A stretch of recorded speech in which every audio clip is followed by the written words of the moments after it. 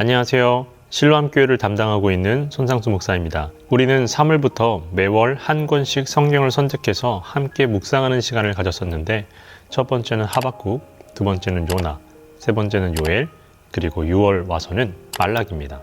말라기 선지자가 활동하는 시기는 포로기 이후 제2성전 시대입니다. 첫 번째 성전은 솔로몬 왕 때였죠. 두 번째 성전이 지어진 시기는 포로기 귀환 후예요. 이스라엘이 멸망하고 포로기 생활을 겪은 후에 다시 자신의 국가인 이스라엘 땅으로 돌아올 수 있게 됩니다.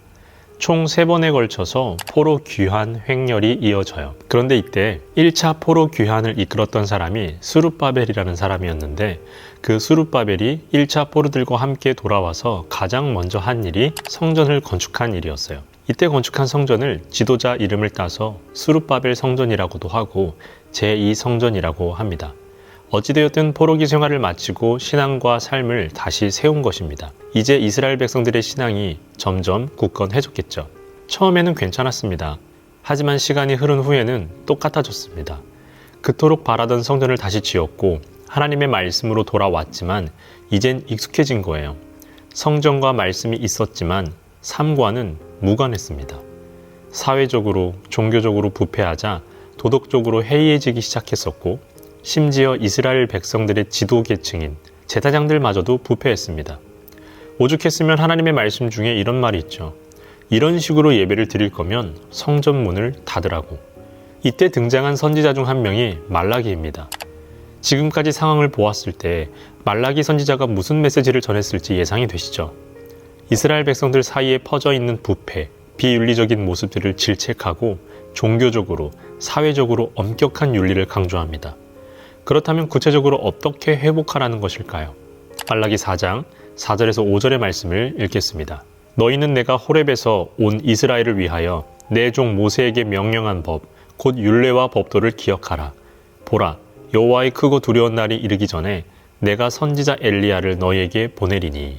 간단하게 얘기하면 돌아오는 거예요. 그런데 그냥 오는 게 아니라 어디로 돌아오는지를 분명히 봐야 됩니다. 방금 읽은 성경 구절엔 두 사람이 나오죠. 첫 번째는 모세, 두 번째는 엘리야입니다.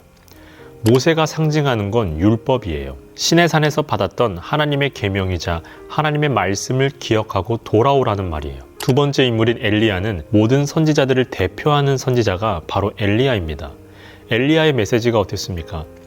통치자들을 책망하고 회개를 촉구했었어요.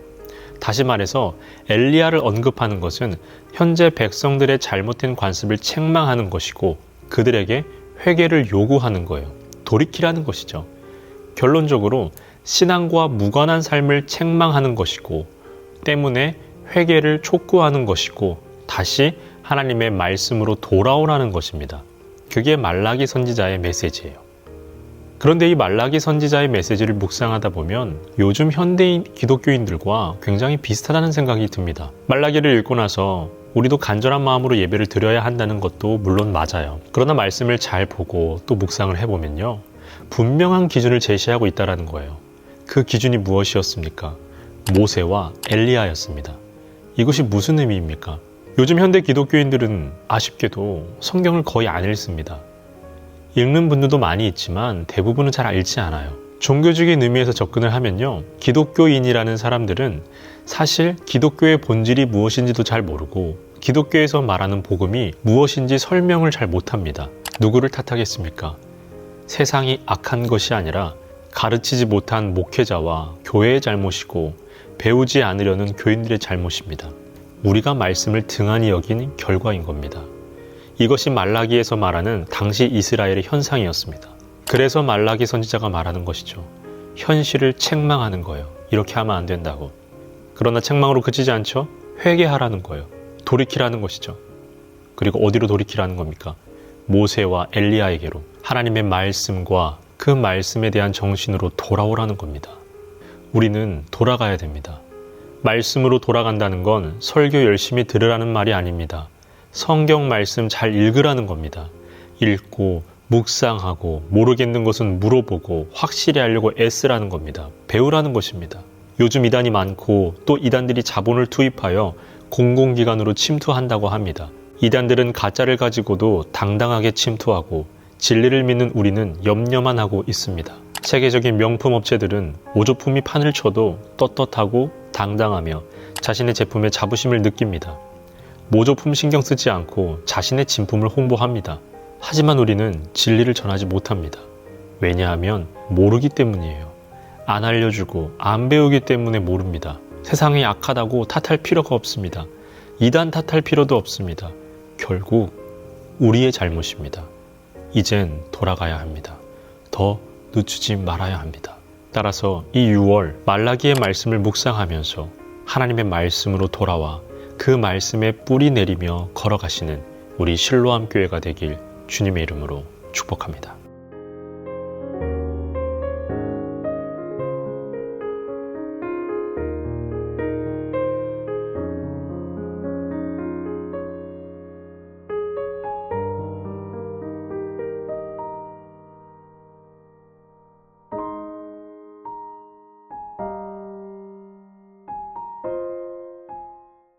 우리를 부르시는 하나님, 세상이 악하다고 탓하기보다 우리의 잘못된 관습을 다시 생각하고 우리의 잘못된 행동을 돌이켜 하나님에게로 돌아가길 소망합니다. 그리하여 하나님이 말씀하신 그 말씀이 무엇인지 깨닫고 그 말씀이 내 삶에 녹아들어서 그 말씀이 내 삶의 육신을 이루어가며 내 삶 자체가 말씀이 되어 그 말씀이 이끌어가는 삶을 살게 하여 주시옵소서. 예수님의 이름으로 기도합니다. 아멘.